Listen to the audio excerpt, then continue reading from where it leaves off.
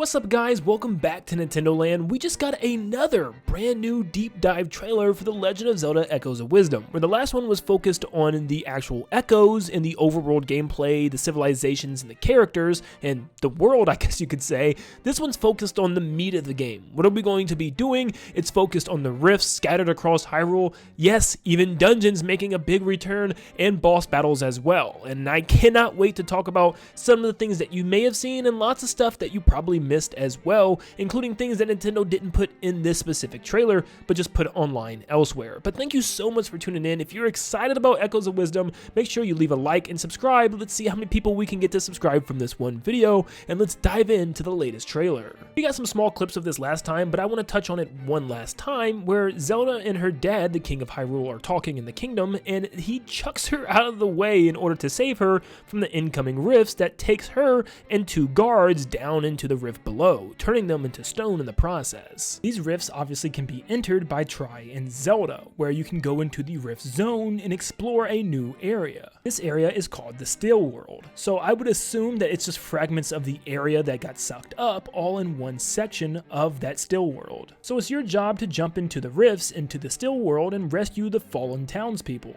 In the Still World, pieces of the land can be tilted, flipped, or even upside down in certain areas, which means yes, you can sometimes platform on the side of trees or the side of buildings, making it very unique, almost like a 3D platformer it turns into when you go into these areas, which I really do enjoy. We also now know, thanks to Nintendo, that there are dungeons in this game, and in fact, we know that it seems like every single dungeon is going to be in the Still World in one of the rifts somewhere. It seems like this dungeon is called the Southern Ruins. For the most part, it looks very similar to the dungeons that we've gotten in Link's Awakening. At least the layout looks very similar. And of course, like we've already seen, there will indeed be 2D section. Here you can see her set the tree on fire and then drop it down to yet again another torch to light it. And yes, we have boss battles, finally showing us this rock creature once again. I will say though, from what I've seen so far, this is one of my main problems that I thought we would come across, is the boss doesn't look that unique. It has one weak spot, a rock at the bottom part of its base, and it's your job just to spam enemies and different things in a room in order to damage it,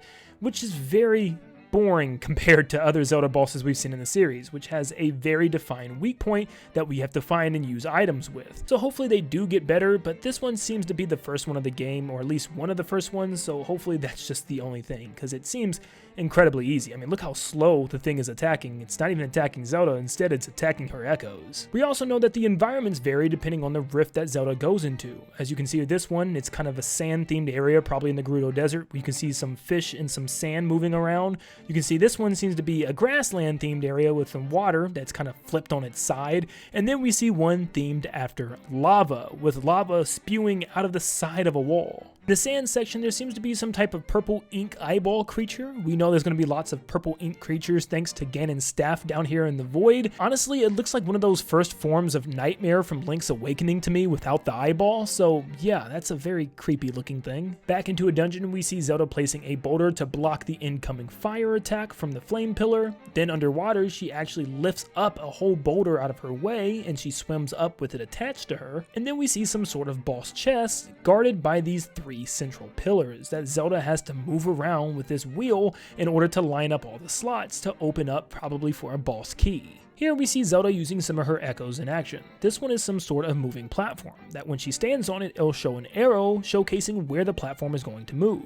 As it moves, she hops off down into the water below. In this scene, we see two ink forms of Redeads, but Zelda uses an echo of some enemy that looks like a frog in a whirlwind. If anything, this reminds me definitely of Wind Waker, with Zephos and Cyclos, which are wind deities from Wind Waker and Phantom Hourglass, which pretty much controlled the winds and the gust on the sea in order to transport you to another location. This looks like a small enemy version of that creature that seems to look like a Poliwhirl from Pokemon, but she's able to command it and it's like a gust of wind that goes in a direction that she shoots him at in. We then see a dark cave where Zelda spawns in an anglerfish echo. It can't do much because it's out of water, but she can pick it up and use it as a light for the dark room. In this 2D section, we can see her use a keys to fly across the pit of lava, and then we can see her go up this water geyser. Now I'm not sure if this is just the geyser's doing, or is she using an echo of the creature that she has up there. I believe this is just the geyser, but she does have a creature up in her inventory for an echo, being some sort of jellyfish. Something else very interesting with this game is Zelda can actually find Link's sword, and she can go into a sword fighter form, which allows her to look very similar to Link.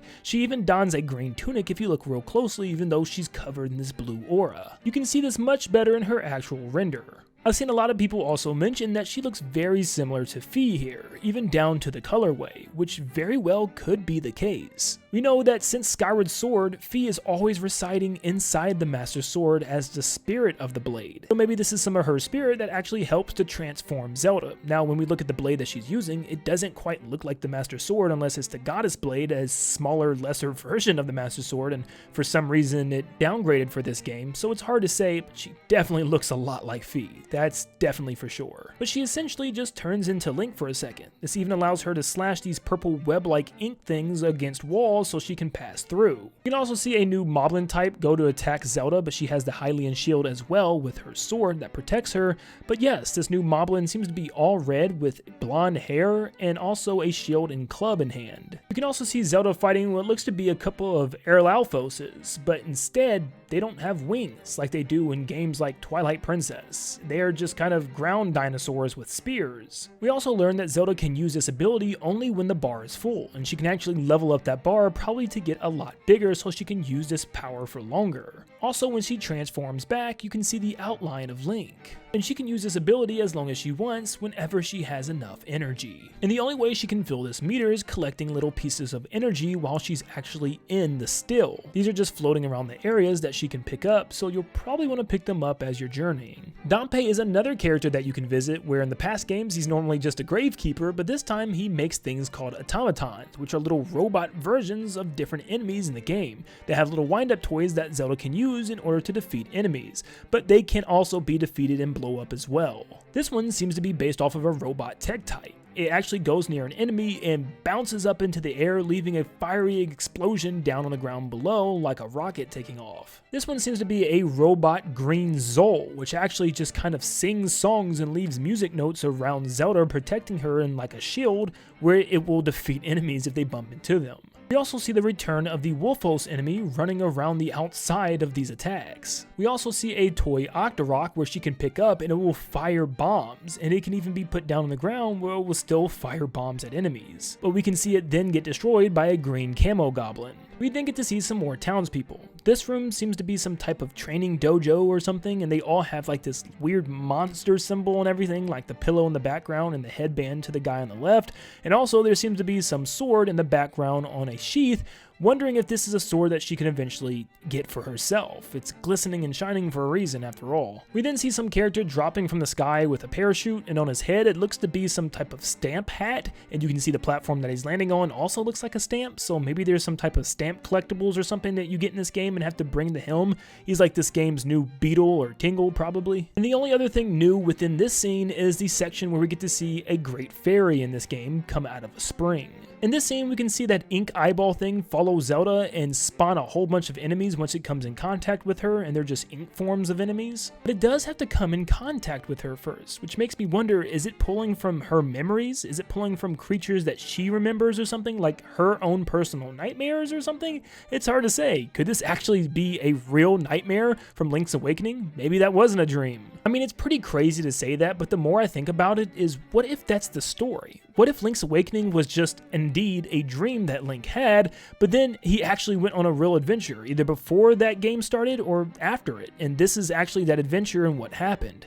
I know, crazy theory, but I'm just putting it out there. Here we see a scene of Zelda jumping across the top of the trees, which we've never been able to do in a top-down 2D Zelda game. We can also see her get extremely hot in the lava area, but also extremely cold in the snow area, which is a new area we haven't seen yet. So I do wonder if there's going to be like a clothing mechanic very similar to Breath of the Wild and Tears of the Kingdom, where she has to get specific gear, or she'll lose hearts in these areas. Here she's using an echo of what looks to be a water Zol as she's holding it above her head. The rain in the area is actually soaking into the water Zol and making it bigger for some reason. I don't know, maybe it becomes more of a threat for enemies and explodes bigger or something. There's also some type of frog creature, or maybe even an enemy, that's on this log singing as Zelda walks by. So I think it's an enemy based on the way it reacts when Zelda walks by, but we're just gonna have to wait and find out. We then have a mini game of Zelda riding a horse through an obstacle course, jumping over crates and trees and following an arrow in order to beat a time at the top. We then get to see one more boss battle, and it's a very interesting one. This seems to be the boss Volvagia from Ocarina of Time's Fire Temple.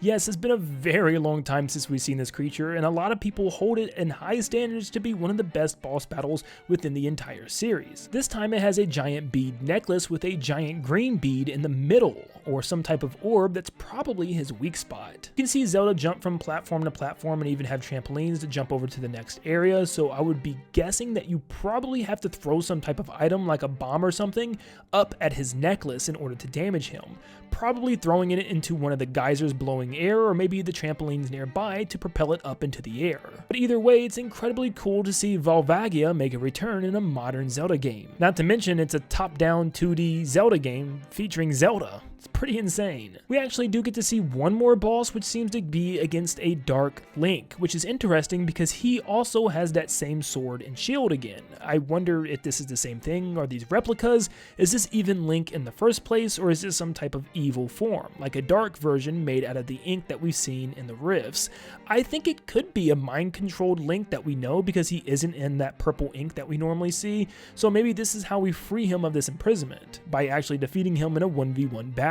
Can't lie, I don't think I ever expected a Link vs Zelda duel outside of Smash Bros. Now, a couple of other things that I'll show you is that the demo is now available to be played at PAX right now, so some people have been posting some stuff about it, and this apparently is the world map entirely before you actually start filling it out. You can see the dotted sections, so it's probably very similar to Breath of the Wild and Tears of the Kingdom, meaning that you'll probably have to do something in each area in order to fill this completely out. This area seems to be one giant heart lake, and it looks like Lover's Pond from Breath of the Wild. And the only other place that looked kind of interesting right near Hyrule Castle was this area. It kind of looked like a lone ranch or a horse stable of some sorts. It looks like a racetrack around the area, which I wouldn't be surprised if that's what it was. And then last but not least, we have some more key art, which looks really good. You can see some frozen NPCs kind of just in this void area, that weird eyeball goo thing turning into inked version of enemies, and we can see Hyrule Castle itself had been taken into the still as it's in the background, probably one of the last places that we get to go to.